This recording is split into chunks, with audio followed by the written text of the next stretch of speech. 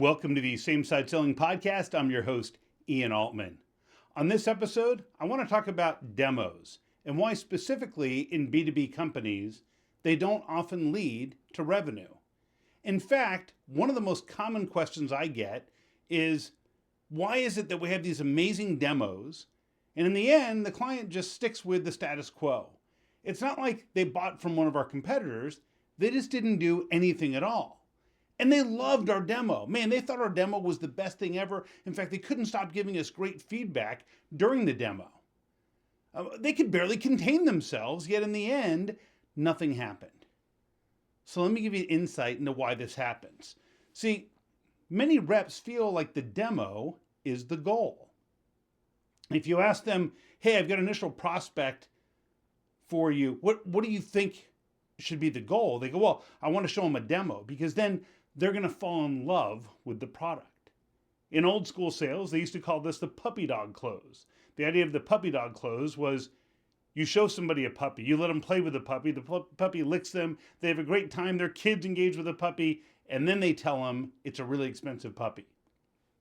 But they've already fallen in love with the puppy, so now they're kind of stuck and committed.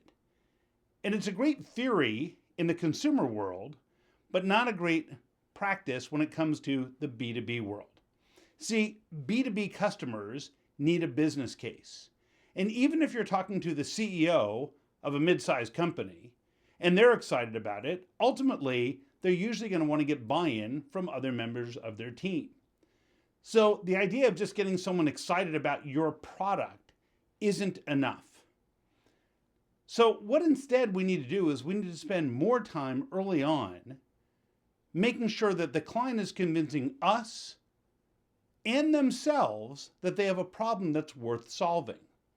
And what that means is that I'm not focused initially on our product or our solution. In fact, if the client said, I'd love to see a demo, we should be saying to them, I don't yet know enough about what it is you're trying to solve to know whether or not our product could actually do what you need.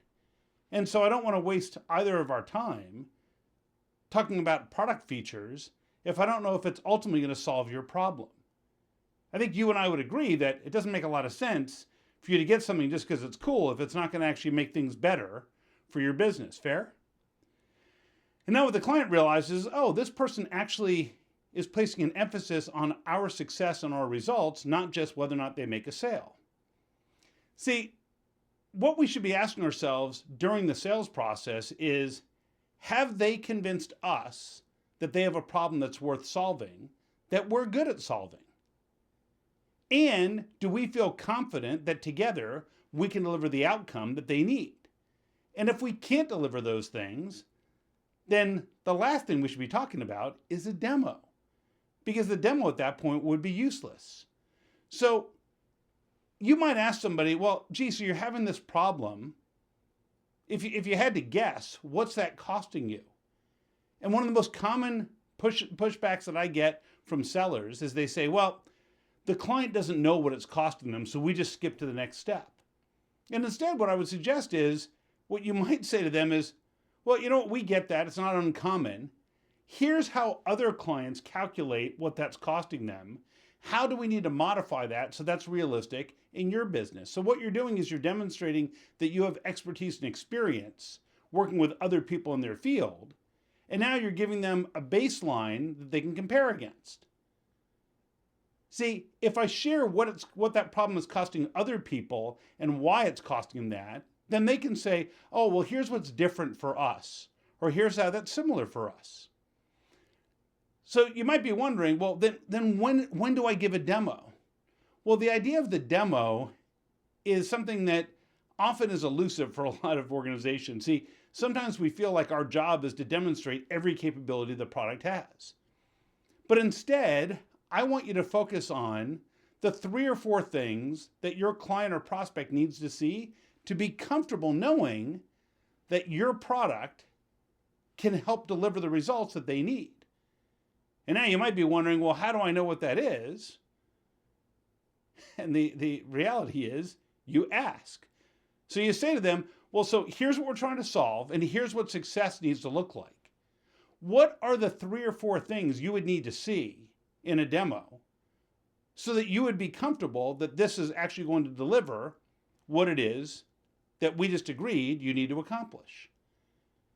And now the client might share with you, well, here are 3 things. And if you know there are 1 or 2 other key differentiators that would really stand out for you, you can say, a lot of people also find this capability or that capability helpful. Is that something we should include? See, the idea is I don't need to show them every feature and every capability because I might actually overwhelm them and make it sound too complicated. I just want the client to, together with us, define what success looks like, what they need to see, and then I can show them just that. It's like in the Same Side Selling Academy.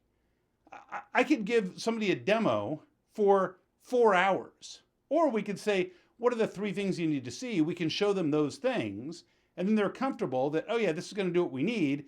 Everything else is just a bonus on top of that. So next time you're dealing with a prospect and you're thinking about the demo, instead, what I want you to think about is this problem worth solving? Have they convinced us that this is worth solving and we're good at solving it? And once we have that business case, then we can work together to define what success looks like and make sure that we're demoing only the things that will move the needle for them. If there are topics you'd like me to cover, just drop me a note to ian@ianaltman.com. I'll see you on the next episode of the Same Side Selling Podcast. So long.